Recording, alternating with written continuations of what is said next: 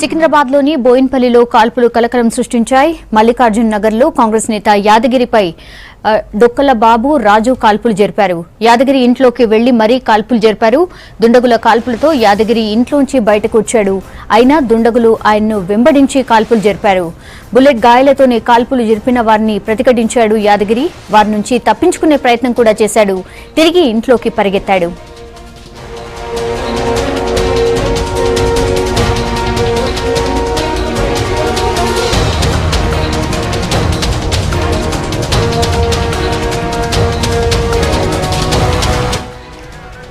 కాంగ్రెస్ పార్టీకి చెందిన యాదగిరికి డొక్కల బాబు రాజుతో పాత కక్షలు ఉన్నట్టు తెలుస్తోంది.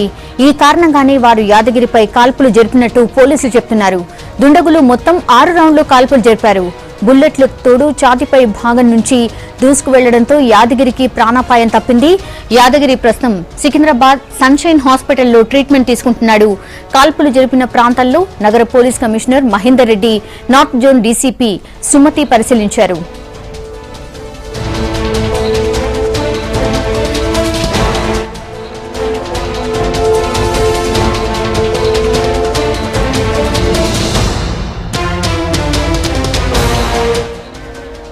పూర్తి డీటెయిల్స్ రవికిరణ్ అందిస్తారు. రవికిరణ్, కేసుకు సంబంధించిన పూర్తి డీటెయిల్స్ ఏంటి?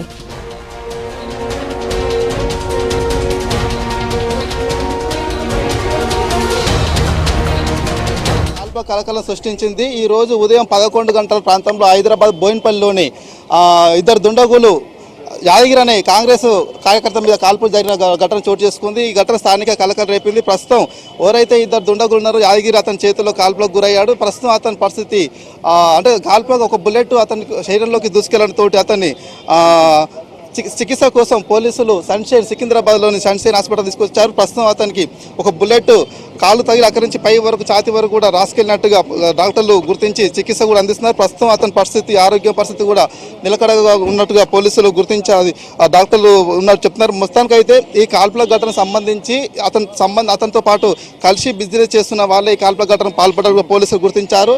తనతో పాటుగా యాదగిరితో పాటుగా అతని స్నేహితులైన బాబు తర్వాత రాజు, ఈ ముగ్గురు కూడా స్థానికంగా బిజినెస్ చేస్తున్నారు. తర్వాత కొన్ని ల్యాండ్ సంబంధించినవి కూడా రియల్ ఎస్టేట్ వ్యాపారం చేస్తున్నారు.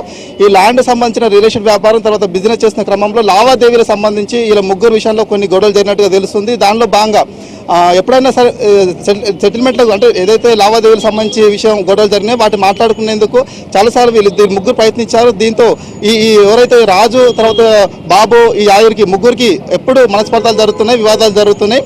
దీనిలో భాగంగానే యాదగిరి వాళ్ళ మాట వినకపోవడంతో వీళ్ళిద్దరు కూడా కావాలని ఖచ్చితంగా రెక్కి నిర్వహించి అతను ఖచ్చితంగా హతమార్చాలనే ఉద్దేశపూర్వకంగా ప్లాన్ చేసినట్టుగా పోలీసులు గుర్తించారు. అలాగే ప్రస్తుతం అయితే ఎవరైతే యాదగిరి ఉదయం నుంచి రాత్రి వరకు ఎక్కడ వెళ్తుంటారు, ఎక్కడికి ఏం చేస్తుంటారు అన్ని కూడా ప్రీ ప్లాన్గా రెక్కి నిర్వహించిన తర్వాత ఈ రోజు 11 గంటల ప్రాంతంలో యాదగిరి తన ఇంటి నుంచి బయటకు వస్తున్న సందర్భంలో బయటికి వెళ్తున్నాడు. బైక్ మీద వెళ్తున్న సందర్భంలో ఎవరైతే బాబు తర్వాత రాజు ఉన్నారో వీళ్ళిద్దరు కూడా ఆ బైక్ని ఆపి కొద్దిగా మాట్లాడుకోవడం జరిగింది. వీళ్ళిద్దరు కూడా అంటే ఏదైతే బిజినెస్లకు సంబంధించిన లావాదేవీలు మాట్లాడుకుంటున్న క్రమంలోనే ముగ్గురు మధ్యలో వాగ్వాదం చోటు చేసుకుంది. దీనికి అంటే యాదగిరి కూడా వాళ్ళతో తీవ్రంగా వాగ్వాదం చేశారు. దీంతో ఆగ్రహించిన బాబు తర్వాత రాజు వీళ్ళిద్దరు కూడా తన వద్ద ఉన్న తపంచ తుపాకీని తీసుకొని యాదగిరి మీద కాల్పులకు పాల్పడ్డాడు. దీంతో అతను అక్కడికక్కడికి స్పాట్లోనే తీవ్రంగా గాయపడ్డాడు. వెంటనే పోలీసులు సమాచారం తెలుసుకొని అతని హాస్పిటల్ చికిత్సకు తరలించారు. అయితే వీళ్ళిద్దరి మధ్య చాలా రోజుల నుంచి ఆస్తులకు సంబంధించిన తర్వాత ల్యాండ్కి సంబంధించిన వివాదం నడుస్తుంది. అయితే ఎవరైతే కాల్పులు పాల్పడ్డారో బాబు గాంధీ రాజు కానీ వాళ్ళ దగ్గర ఉన్న తపంచ కూడా ఇల్లీగల్ తపంచ, ఎలాంటి పోలీసుల పర్మిషన్ లేకుండా గన్నులు వీరు దిగుమతి చేసుకొని ఈ రియల్ ఎస్టేట్ దందాలు కూడా పాల్పడుతున్నట్టుగా పోలీసులు గుర్తించారు. ఎవరైతే రాజు తర్వాత బాబు ఉన్నాడో వాళ్ళ మీద క్రిమినల్ కేసు ఉన్నాయి, తర్వాత murder case, attempt murder case ఉన్నట్టుగా పోలీసులు గుర్తించారు. ఇప్పటికే వాళ్ళ కోసం ఇద్దరిని పట్టుకునేందుకు స్పెషల్ టీంను కూడా ఏర్పాటు చేశారు. ఇప్పటికే నగర సిపి మహేందర్ రెడ్డితో పాటుగా నార్త్ జోన్ డీసీపీ సుమతి కూడా స్పాట్కి వెళ్ళి కూడా సంఘటన స్థలాన్ని పరిశీలించారు. ప్రస్తుతం మనం హాస్పిటల్ సన్షైన్ హాస్పిటల్ వద్ద ఇక్కడనే ఆయన హాస్పిటల్లో ట్రీట్మెంట్ తీసుకుంటున్నాడు. ప్రస్తుతం నార్త్ జోన్ డీసీపీ కూడా సుమతి హాస్పిటల్కి వచ్చి ఆయన ఆరోగ్య పరిస్థితిని కూడా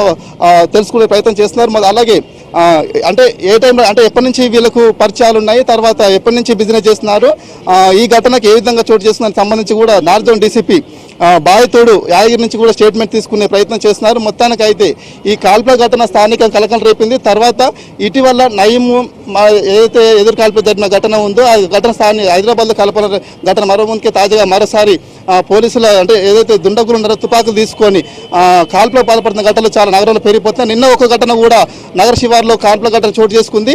ఈ రోజు కూడా అంటే 2 రోజుల వ్యవధిలోనే తుపాకులతోటి పేలుస్తున్న సంఘటన నగరంలో చోటు చేసుకుంటున్నాయి. అన్నీ కూడా ఏదైతే ఈ దుండగులు గన్లతోటి పాల్పడుతున్నారో ఈ తుపాకులన్నీ కూడా ఇల్లీగల్గా బీహార్ ఉత్తరప్రదేశ్ నుంచి కూడా తెప్పించుకొని రియల్ ఎస్టేట్ వ్యాపారంలో దందాలు కానీ సెటిల్మెంట్ కానీ భూ కబ్జాలు పాల్పడినప్పుడు ఎవరైతే తమ మాట వినరో అప్పుడు వాళ్ళ దగ్గర తుపాకులతోటి వాళ్ళు పనిపెట్టడం జరిగింది. ఇందులో భాగంగానే వీళ్ళు కూడా రియల్ ఎస్టేట్ వ్యాపారాలు దందాలు చేసినట్టు కూడా పోలీసులు గుర్తించారు. ఇది ఏదైతే బిజినెస్ క్రమంలో లావాదేవీలు ఏవైతే చోటు చేసుకున్నాయో దానికి సంబంధించి యాదగిరిని హతమార్చాలనే ఉద్దేశపూర్వకంగానే రాజు బాబు ఇద్దరు ప్లాన్ చేసి ఈ రోజు అతని మీద కాల్పుల ఘటన పాల్పడ్డాడు. కానీ కాల్పుల ఘటనలో అతనికి తీవ్రగాలయ్యి ఆసుపత్రిలో చికిత్స పొందుతూ ప్రస్తుతం ఆరోగ్య పరిస్థితి నిలకడగా ఉన్నట్టు డాక్టర్ చెప్తున్నారు. మొత్తానికి అయితే సాయంత్రం లోపు ఇద్దరు దుండగులను ఎవరైతే రాజు తర్వాత బాబు ఈ ఘటన పాల్పడ్డాడో వాళ్ళిద్దరిని కూడా అరెస్ట్ చేసి తీరుతామని పోలీసులు చెప్తున్నారు. సౌమ్య. Yes, okay Ravikiran.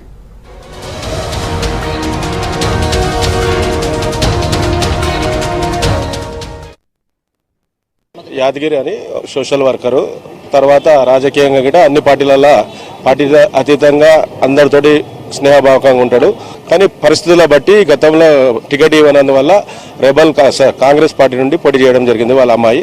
అదేవిధంగా ఈరోజు ఇంట్లోకి బయటకు వస్తుంటే అస్మత్పేట్ చౌరస్తా దగ్గర ఎవరో బాబు అని ఇప్పుడు ఆయన చెప్పే బట్టి చూస్తుంటే బాబు అనే మనిషి తనపై దాడి చేసిండని రివాల్వర్తో కాల్పులు జరిపిండని చెప్పడం జరిగింది. ఆ తర్వాత తనే పోలీస్ స్టేషన్కి వెళ్ళి పోలీస్ కంప్లైంట్ ఇచ్చి పోలీస్ తీసుకొని ఇక్కడ సన్షైన్ హాస్పిటల్ ప్యారడైస్ దగ్గరికి రావడం జరిగింది. ఆ తర్వాత స్నేహితులు వాళ్ళ బంధువర్గాలు అందరికట వచ్చి చూస్తే ఇక్కడ వరకు డాక్టర్ల ప్రాణాపాయం లేదని చెప్పడం జరిగింది. ఈయనకు 2 బుల్లెట్లు దిగినాయని చెప్తా ఉన్నారు. ఒకటి ఛాతీకి పైన, ఇంకొకటి తోడ పైన అని చెప్పడం జరుగుతుంది. పాత కక్షల కన్నా పరిచయమైన వ్యక్తే.